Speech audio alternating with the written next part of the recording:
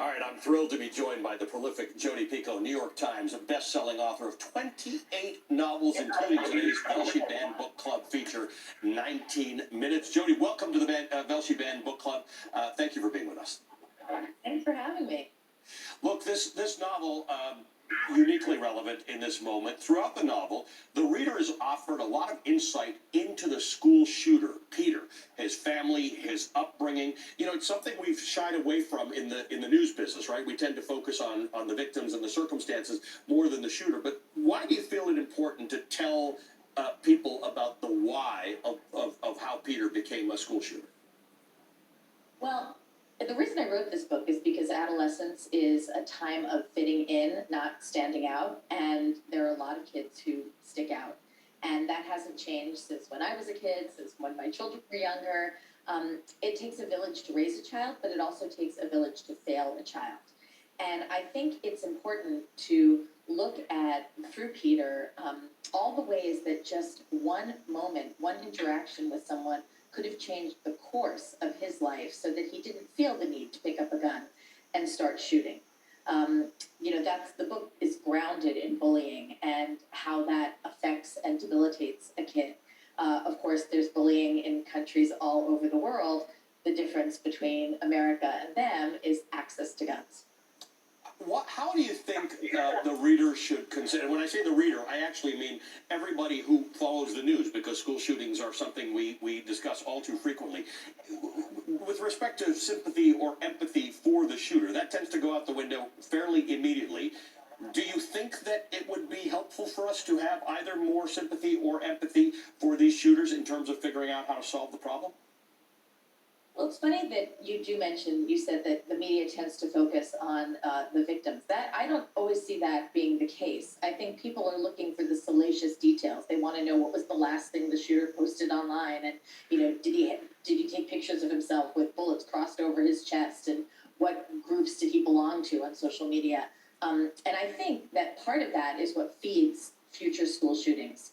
I think that kids who are marginalized see things like that on the news and think, nobody knows my name, everyone makes fun of me, but I know a way I could make that stop. So in a way, the culture perpetuates itself. It's worth saying that 19 Minutes was written in 2007. That's when it was published. It's been 15 years and it's only become more relevant. I really wish it was more relevant on a very regular basis. Let's go back to bullying. It was a motivation for you to write this book. Tell me why. Well, I remember very distinctly when my oldest son was 5 years old. I remember going to his school and just watching this kid pull out the chair of another little girl before snack time just so that her lunch tray would fall all over herself. And this was, a quiet little girl who was very, very shy. And the kid did it to get a laugh and to tease this poor girl who was kind of on the fringes of the class. And I thought, wow, it starts so early. And when I was in 8th grade, a million years ago, I had my hand in a locker reaching in for a book, and a bully came in, slammed the locker on my hand, and broke 2 of my fingers. And, it just seems like nothing changes when it comes to bullying. Always going to be cliques. There are always going to be kids who are excluded. And it's necessary for us to understand that sometimes inaction is inaction. And kids need to understand that, too. That if you see someone sitting alone in the cafeteria, even if you're not actively bullying that kid, the fact that you're not reaching out to that kid is a choice. Your books are eminently readable. You cover a lot of controversial topics, and every single book that we have on this show that has had an attempted ban, they all say the same thing. They're hard topics. Critics of these books say they're hard topics that they don't want their kids subject to.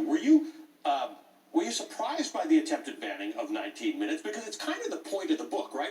Nothing about the book is supposed to make you comfortable and feel good. It's actually supposed to challenge you. Exactly. And all of my books tend to be challenging and about issues that are polarizing. When it comes specifically to 19 Minutes, it's really worth noting that we regulate drugs and cars and alcohol and even ladders. And now, apparently, books. We regulate the books that our kids are supposed to be reading, but we still don't regulate guns. When you look at the body of your work, because you've tackled all the topics that we could be talking to you every week about in the news, what's the role? because you really are the exemplar of a writer who writes accessible things. These are not, we've featured Toni Morrison on the show. That's a different level. She's fantastic. She's a wonderful, beautiful writer, but it's a different level of access, right? It's not the same ease with which one can pick up a Jodi Picoult book. So you're taking these hard topics and you're making them accessible. What do you think that role is for you? Is it different than when you first started writing? I think it's probably gotten a little more sharp as I've continued to write over the years, but I think fiction is a really important tool. A lot of people will tune out to the news. I can't tell you how many people I've talked to in the past week who said, "Oh, I can't handle all the stuff about the shootings. I'm not watching the news this week." Fiction is supposed to be an escape, but if you write about topics like I choose to, what you do is get readers invested in the story and in the characters. And by the time that the last page is turned, you force them to confront an issue that maybe they didn't want to confront. And you've done it in a way that allows them to look at all sides of a situation.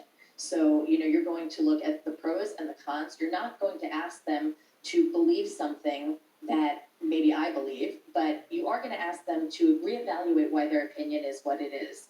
Fiction is a sort of a backdoor way, I think, to get people to really question their opinions, why they form them, when they form them, and if they should be opening up their minds and maybe changing their points of view. And what a great way. If that's how people are going to be informed about contemporary issues, why not do it through a Jodi Picoult book? Thank you for being with us. Thank you for writing this book so long ago that continues to be relevant today. Jodi Picoult is the author of 19 Minutes and many other novels, and we appreciate your time today. Thanks for being with us.